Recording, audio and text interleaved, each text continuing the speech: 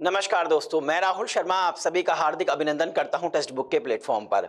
दोस्तों, आज से 3 से 4 हफ्ते पहले मैंने एक वीडियो बनाई थी, जिस वीडियो के माध्यम से मैंने आपको बताया था कि नेपाल के प्रधानमंत्री पुष्पकमल दहल भारत के दौरे पर आए थे। जब वो भारत के दौरे पर आए तो उन्होंने भारत के प्रधानमंत्री श्री नरेंद्र मोदी जी से एक रिक्वेस्ट की थी कि प्रधानमंत्री जी, आप हमारा जो पोखरा इंटरनेशनल एयरपोर्ट है उसके लिए आप भारत का हवाई मार्ग हमारे लिए ओपन कर दीजिए। लेकिन दोस्तों, भारत ने इस बात को पूर्ण रूप से रिजेक्ट कर दिया। उसके पीछे भारत ने दलील दी कि आपका जो ये एयरपोर्ट बनकर तैयार हुआ है, ये बीआरआई प्रोजेक्ट के तहत बना है। BRI belt and road initiative project, जो चाइना का एक जाना माना प्रोजेक्ट है। इस प्रोजेक्ट के तहत चाइना ने आपको भारी भरकम लोन दिया है और टेक्नोलॉजी दी है। और जिस तरीके से चाइना का हाल हुआ है, हो सकता है शायद एक दिन आपका भी ये हाल हो जाए और आप भी चाइना को ये लोन वापस ना कर पाए। उस समय आपके इस एयरपोर्ट पर चाइना कब्जा कर लेगा। और जिस तरीके से भारत और चाइना के संबंध है, हो सकता है फ्यूचर में कभी ना कभी ये एयरपोर्ट भारत के खिलाफ चाइना के द्वारा इस्तेमाल किया जाए। तो भारत ने ये कहकर अपना हवाई मार्ग ओपन नहीं किया था नेपाल के लिए। लेकिन दोस्तों, ये मुद्दा अब गर्मा गया नेपाल के अंदर। नेपाल की पार्लियामेंट में एक मेंबर ने ये सवाल पूछा कि क्या वास्तव में नेपाल के अंदर बहुत सारे बीआरआई प्रोजेक्ट चल रहे हैं? क्या बीआरआई प्रोजेक्ट के तहत पैसा लिया जा रहा है? क्या बीआरआई प्रोजेक्ट के तहत चाइना से टेक्नोलॉजी ली जा रही है? तो एक स्टेटमेंट दिया है नेपाल के विदेश मंत्री ने और वो एकाएक भड़क गए चाइना के ऊपर। आखिरकार ये स्टेटमेंट क्या है जो पार्लियामेंट के अंदर दिया है, मैं आपको बता देता हूं। देखिए, नेपाल के जो विदेश मंत्री, उन्होंने स्पष्ट तौर से कह दिया है कि इस समय नेपाल के अंदर कोई भी बीआरआई प्रोजेक्ट काम नहीं कर रहा है। मतलब ये पोखरा इंटरनेशनल एयरपोर्ट्स या फिर अन्य जो दूसरे प्रोजेक्ट्स हैं, ये बीआरआई का हिस्सा है ही नहीं, ऐसा नेपाल के विदेश मंत्री ने संसद के अंदर कहा। अब इससे चीन के होश उड़ गए हैं। अब असली मुद्दा क्या है, इस न्यूज को मैं आपको थोड़ा डिटेल में समझाने की कोशिश करता हूं। दोस्तों, कुछ दिन पहले चलते हैं, आज से लगभग 1 हफ्ते पहले जो चाइना दूतावास है उसने एक स्टेटमेंट दिया। उसने कहा कि जो पोखरा इंटरनेशनल एयरपोर्ट है, ये बेल्ट एंड रोड इनिशिएटिव यानी बीआरआई, जिसको वन बेल्ट वन रोड भी बोलते हैं, उसी प्रोजेक्ट का हिस्सा है। यानी कि हमने नेपाल को भारी भरकम पैसा और टेक्नोलॉजी दी है इस एयरपोर्ट को बनाने के लिए। ये स्टेटमेंट दिया चाइना के दूतावास ने। लेकिन जैसे ये न्यूज़ नेपाल के अंदर फैली तो नेपाल की पार्लियामेंट में सरकार से एक मेंबर ने सवाल पूछ लिया। उस सवाल का जवाब देते हुए नेपाल के विदेश मंत्री ने कहा है कि देखिए भैया, 2017 के अंदर बीआरआई प्रोजेक्ट के तहत, इस इनिशिएटिव के तहत चाइना और नेपाल के बीच में एक एग्रीमेंट तो हुआ है, लेकिन अभी तक नेपाल के अंदर कोई भी बीआरआई प्रोजेक्ट रन नहीं कर रहा है, इस पे काम नहीं हो रहा है।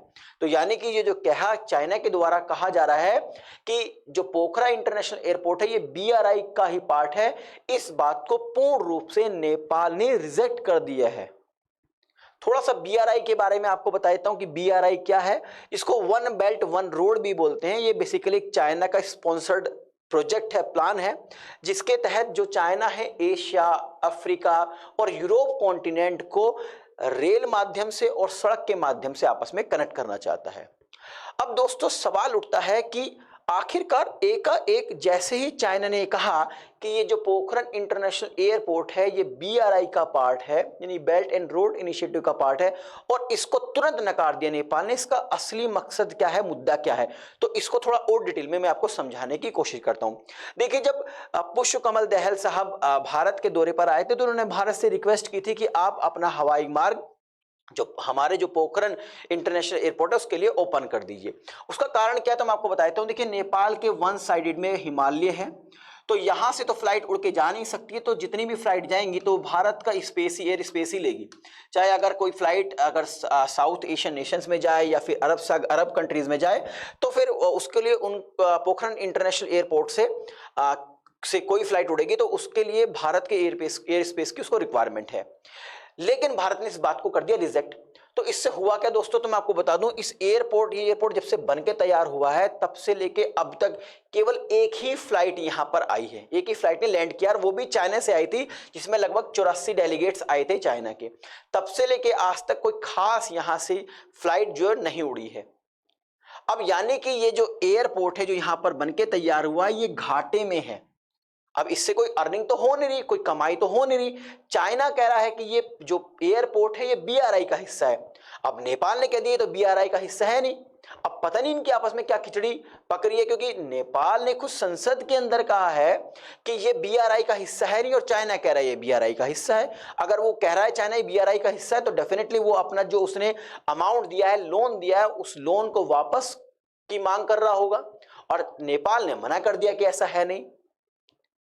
अब हो सकता है इसमें कुछ भारत का रोल हो, क्योंकि कुछ समय पहले जब पुष्पकमल दहल भारत में आए थे तो प्रधानमंत्री और इनकी आपस में मीटिंग हुई और भारत ने समझाने की कोशिश की होगी कि आपको श्रीलंका का हाल कर देगा। जिस तरीके से श्रीलंका के हम्बलटोटा पोर्ट पर कब्जा कर लिया है चाइना ने, हो सकता है आपके इस एरिया पर पोखरण इंटरनेशनल हवाई अड्डे पर कब्जा कर ले।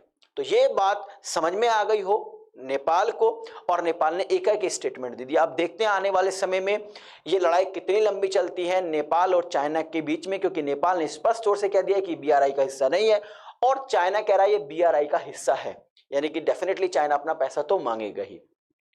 आई थिंक इस वीडियो के माध्यम से जो इन्फॉर्मेशन मैं आप तक पहुंचाना चाह रहा था वो पहुंच गई होगी। जाने से पहले एक इन्फॉर्मेशन और देता हूं आपको रिगार्डिंग सुपर कोचिंग।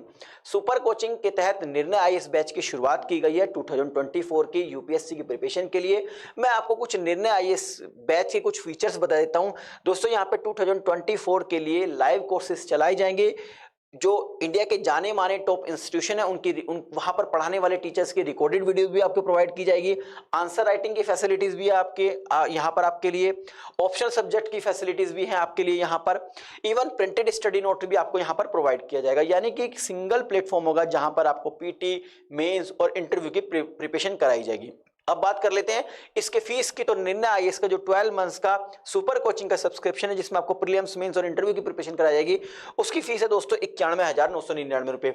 लेकिन अगर आप मेरा कूपन कोड आर शर्मा इस्तेमाल करेंगे तो आपको डिस्काउंट मिलेगा, छूट मिलेगी, रियायत बोल सकता हूं मिलेगी, और आपकी फीस हो जाएगी 41,249 रुपए। यानी 41,249 रुपए में आप 12 मंथ्स का निर्णय आईएएस बैच का सब्सक्रिप्शन ले सकते हैं। लेकिन दोस्तों एक खुशखबरी और है आपके लिए। देखिए टेक्स्ट बुक ने एंड ऑफ सीजन सेल चलाई है जो 27 तारीख से शुरू हुई थी, यानी कल से शुरू हुई थी और 30 तारीख तक रहेगी। अब इसमें अगर आप मेरा कूपन कोड आर शर्मा इस्तेमाल करेंगे तो पहले आपको 41,249 रुपए में 12 महीने का सब्सक्रिप्शन मिल रहा था, अब आपको मिलेगा 18 महीने का सब्सक्रिप्शन, बशर्ते मेरा कूपन कोड आपको आर शर्मा इस्तेमाल करना होगा। अब आप सोच रहे होंगे इस कोर्स को परचेज कैसे करूं, तो इस वीडियो के डिस्क्रिप्शन में जाइए, वहां पर एक लिंक दी गई है, उस लिंक पर क्लिक कीजिए, सिंपल से स्टेप्स को फॉलो कीजिए, मेरे कूपन कोड का इस्तेमाल कीजिए और आप 41,249 रुपए में निर्णय आईएएस बैच का 18 मंथ्स का सब्सक्रिप्शन परचेज कर सकते हैं। तो आई थिंक इस वीडियो के माध्यम से जो इन्फॉर्मेशन मैं आप तक देना चाहता था वो पहुंच गई होगी। जाने से पहले आप सभी से एक रिक्वेस्ट है कि इस चैनल को सब्सक्राइब करना ना भूलें, और हाँ बेल आइकन प्रेस जरूर कीजिए ताकि जो मेरी नई वीडियोस आए उसका नोटिफिकेशन आप तक पहुंचता रहे। नमस्कार, जय हिंद।